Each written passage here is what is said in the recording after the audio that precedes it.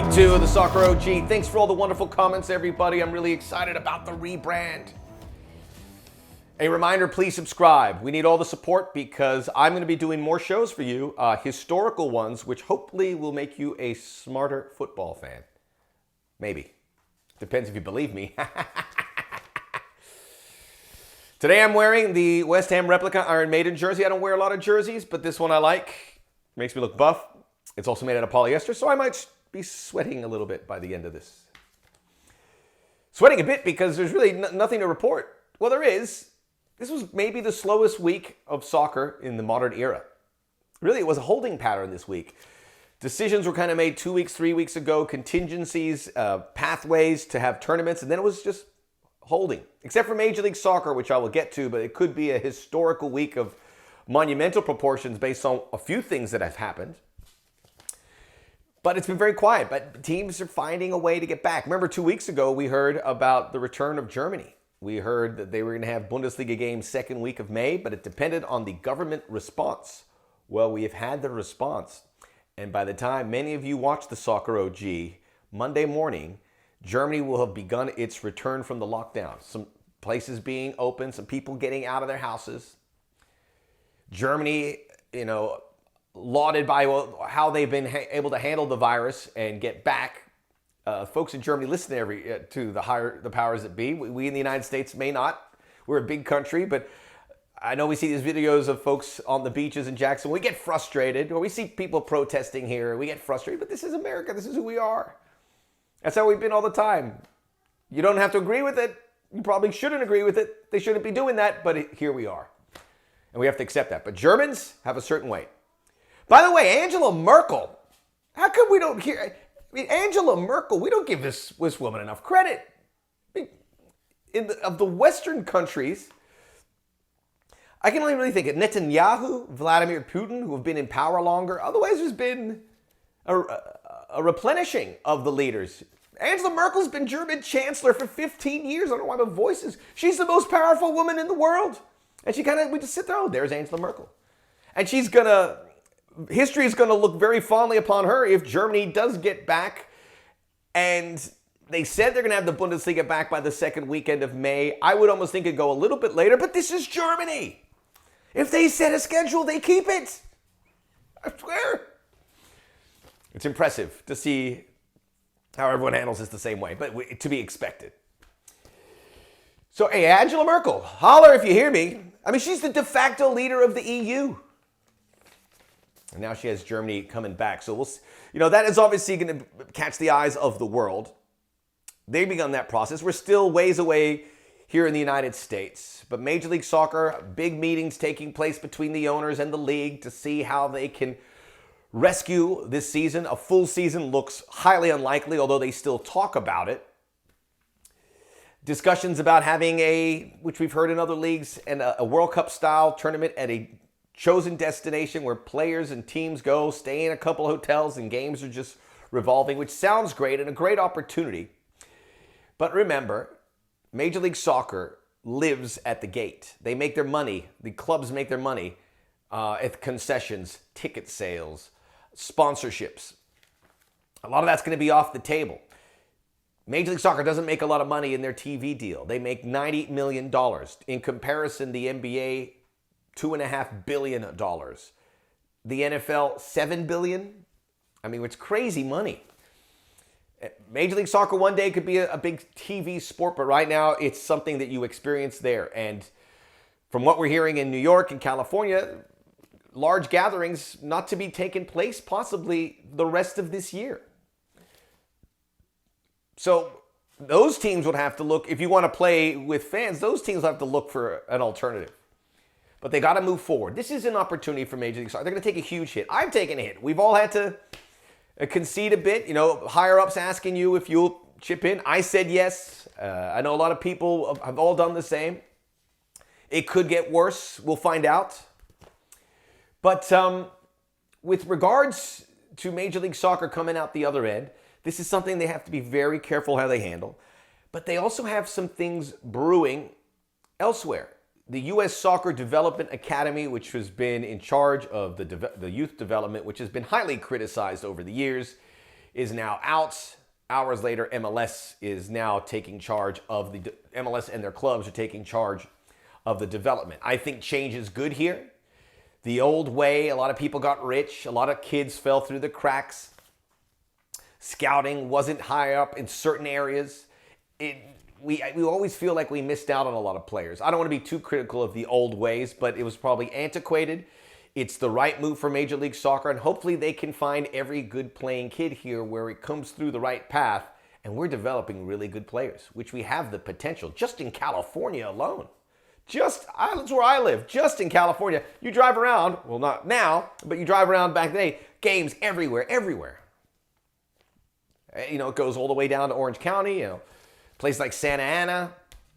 They're all near the border. It is a very fertile ground. But regardless, MLS now has a chance to change the direction of the development of the young players. Again, which we said could be a big pot of gold under the rainbow one day. Still wanted to scream higher about Angela Merkel. This week on the Soccer OG, I wanted to talk about two themes that people feel could become extinct in the short term, maybe the long term, and it is transfers, and it is relegation/promotion. Transfers will certainly take a hit, but they will still be a big part. I've read a lot where they go, this whole transfer system will become null and void. Everyone's struggling. So Barcelona had a report, mighty Barcelona, that right now only Messi, Ter Stegen, and De Jong are safe. Everyone else is expendable as they look to shed some money, some maybe bad contracts that they can trade to other clubs or just not re-sign certain players. But they will refill that club.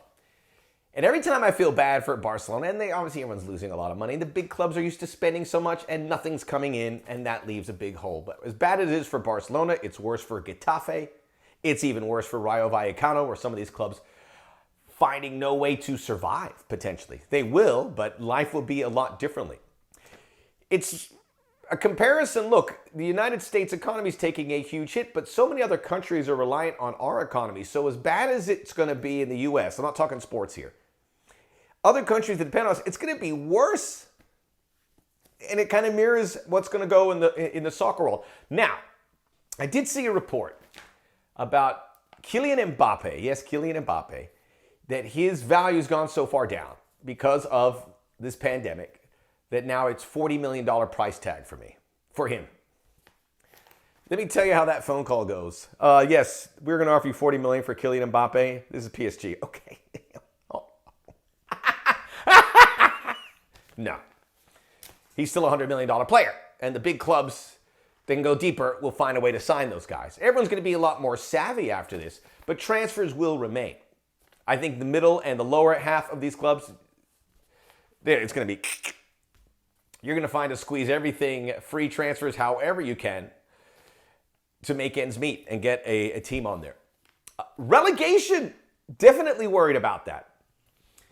In Major League Soccer, there's always that discussion about bringing promotion relegation, but never have I seen it further away than right now. The big reason, Liga MX, Liga MX, suspending promotion relegation for the next 5 years. 5 years! 18 Liga MX clubs. The second division is called the Ascenso. Those 12 teams are now going to be viewed as a ground to develop young players. Carlos Vela heard this. He actually, a rare tweet from him said, without promotion, there is no development. My voice is all over the place. Obviously, if you're one of those 18 clubs, life is good. Liga MX is going to pay the Ascenso clubs $850,000 per year. Doesn't sound like a lot, but hey, it's money, and I fear there might be in a club in Ascenso that's going to be better for Liga MX than many of the clubs that reside on the bottom half. Not America or Chivas, but those teams are never getting relegated. But that's it. You're locked in for 5 years. And now with Liga MX going that direction, MLS isn't going to promotion relegation. What we might see, or we're closer to seeing, and closer than I've ever thought before, is the Super League between Mexico and MLS one day. A North American Super League, which certainly would grab the attention of our friends across the Atlantic.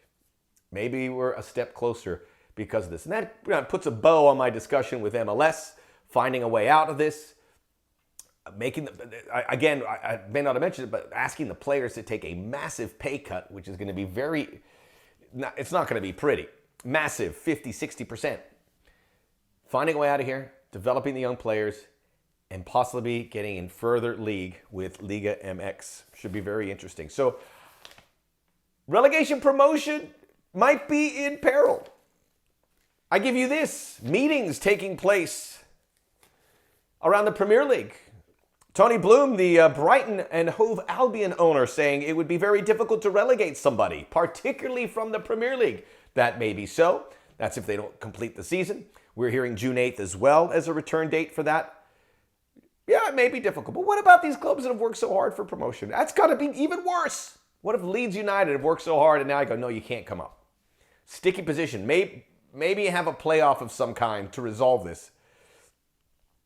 But it's going to be very strange. I tend to think that you're going to want to disturb the waters as little as possible if you're a league. So I think teams that we've seen in Mexico and in other leagues may be the big beneficiaries of this pandemic, that they maintain their top drawer status. And in many cases, some of them don't deserve it. Maybe they crunch some numbers, but there's a lot of stuff to worry about. But that's why I'm here at the Soccer OG to help you get through. West Ham might get relegated. They might get saved. Yeah! By hook or by crook. Thanks for tuning in. Leave some comments. I'll answer your questions and subscribe. We'll see you next week.